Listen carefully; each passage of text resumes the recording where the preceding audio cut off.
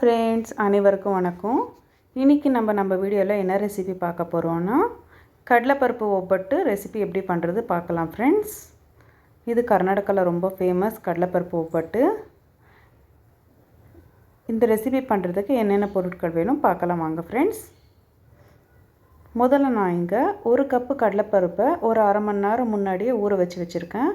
நீங்கள் கப்பு இல்லை டம்ளர் எதில் மெஷர்மெண்ட் எடுக்கிறீங்க அதிலே எடுத்துக்கோங்க ஃப்ரெண்ட்ஸ், சரியாக இருக்கும். ஒரு கப்பு கடலைப்பருப்புக்கு ஒரு கப் அளவுக்கு வெல்லம், ஒரு கப் அளவுக்கு மைதா, அரை கப் அளவுக்கு சிரோட்டி ரவை, ரொம்ப மெலீஸாக வரும் ரவை.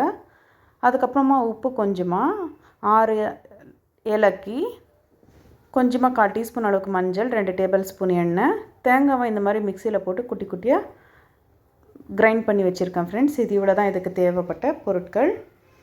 இது எப்படி செய்கிறது பார்க்கலாம் வாங்க. முதல்ல நான் இங்கே ஒரு கப்பு கடலைப்பருப்புக்கு 3 கப் அளவுக்கு தண்ணி ஊற்றி, தண்ணி நல்லா சூடானதுக்கப்புறமா நம்ம ஊற வச்சுருக்க கடலைப்பருப்பை நல்லா கழுவிட்டு தண்ணி கூட சேர்த்துக்கலாம். கடலைப்பருப்பெல்லாம் சேர்த்துட்டு அதுக்கப்புறமா கொஞ்சமாக ஒரு சிட்டிகை அளவுக்கு உப்பு போட்டுக்கோங்க. 1/4 டீஸ்பூன் அளவுக்கு மஞ்சள் தூள், 1/4 டீஸ்பூன் அளவுக்கு மட்டும் எண்ணெய் சேர்த்துக்கோங்க ஃப்ரெண்ட்ஸ், ரொம்ப அதிகமாக வேண்டாம். இப்போ குக்கர் மூடி போட்டுட்டு இது 2 விசில் வர வரைக்கும் விட்டுடலாம். ரொம்ப அதிகமாக வைக்காதீங்க, நல்லா இருக்காது. 2 விசில் மட்டும் வச்சுக்கோங்க ஃப்ரெண்ட்ஸ், ரொம்ப கரெக்டாக இருக்கும் பருப்பு.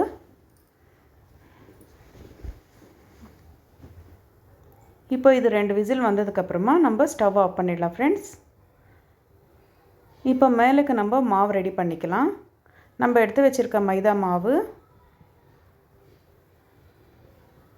இந்த சிரோட்டி ரவை, மெலீஸ் ரவை, மஞ்சள் தூள் கொஞ்சமாக, மஞ்சள் தூள் 1/4 டீஸ்பூன் அளவுக்கு, உப்பு கொஞ்சமாக, இதெல்லாம் சேர்த்துட்டு இதை ஒரு வாட்டி ட்ரை மிக்ஸ் பண்ணி விட்டுடலாம் ஃப்ரெண்ட்ஸ். இப்போ இதுக்கு கொஞ்சம் கொஞ்சமாக தண்ணி சேர்த்துட்டு நல்லா பிசைஞ்சு எடுத்துக்கலாம்.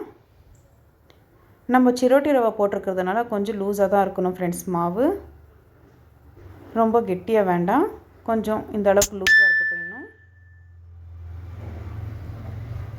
பாருங்க, இந்த அளவுக்கு நல்லா லூஸாக பிசைஞ்சதுக்கப்புறமா இப்போ நம்ம எடுத்து வச்சுருக்கிற எண்ணெயில் பாதி எண்ணெய் மட்டும் சேர்த்துக்கலாம். பாதி எண்ணெய் சேர்த்துட்டு இதை மறுபடியும் இன்னொரு வாட்டி நல்லா மிக்ஸ் பண்ணிவிடுங்க.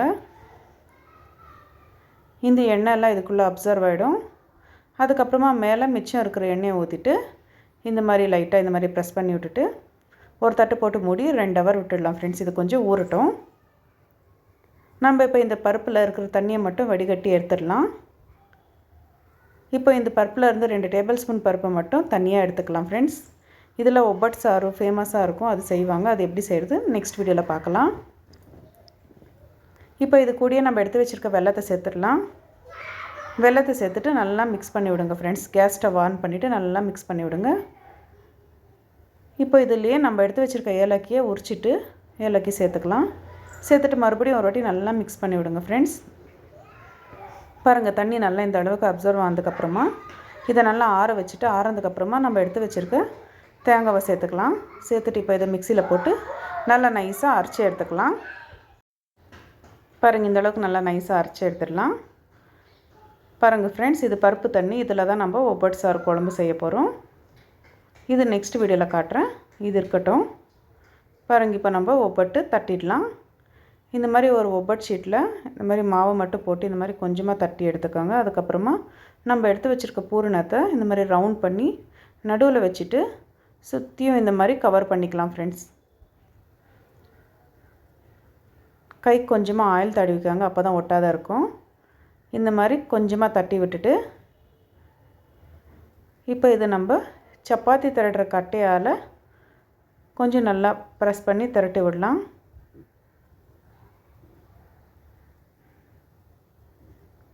இந்த மாதிரி நல்லா ரோல் பண்ணி நல்லா பெருசாக சப்பாத்தி மாதிரியே தேய்ச்சி விட்டுடலாம். இப்போ நான் தவா காயறதுக்கு வச்சுருக்கேன் ஃப்ரெண்ட்ஸ். தவா நல்லா சூடாக இருக்குது. இப்போ நம்ம ரெடி பண்ணி வச்சுருக்கிற ஒப்பட்டை அந்த தவா மேலே போட்டுடலாம். முள்ளமாக போட்டுக்கலாம். முள்ளமாக இந்த மாதிரி போட்டுட்டு இது ஒரு பக்கம் வெந்ததுக்கப்புறமா மறுபடியும் இன்னொரு பக்கம் திருப்பிட்டு வேக வச்சுக்கலாம். இப்போ இதுக்கு மேலே கொஞ்சமாக எண்ணெய் ஊற்றிக்கலாம் ஃப்ரெண்ட்ஸ்.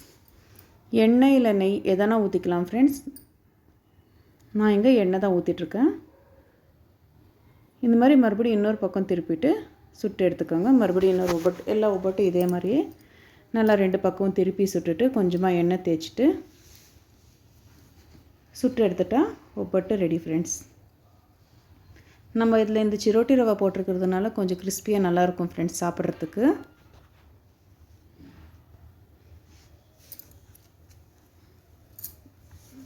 இப்போ இதுக்கு மேலே கொஞ்சமாக நெய் போட்டு சாப்பிட்டா ரொம்ப சூப்பராக இருக்கும் ஃப்ரெண்ட்ஸ் டேஸ்ட்டு சாப்பிட்றதுக்கு. அவ்வளோதான் ஃப்ரெண்ட்ஸ், ஒவ்வொட்டு ரெடியாக இருக்குது. ரொம்ப சிம்பிளாக சூப்பராக இருக்கும். டேஸ்ட்டு மட்டும் ரொம்ப நல்லாயிருக்கும். உங்களுக்கு இந்த ரெசிபி பிடிச்சிருந்ததுன்னா நம்ம வீடியோவை லைக் பண்ணுங்கள், ஷேர் பண்ணுங்கள், கமெண்ட் பண்ணுங்கள். மறக்காத நம்ம சேனலை சப்ஸ்கிரைப் பண்ணிக்கோங்க ஃப்ரெண்ட்ஸ். உங்கள் சப்போர்ட் எப்போவுமே இதே மாதிரியே இருக்கட்டும். ரொம்ப நன்றி.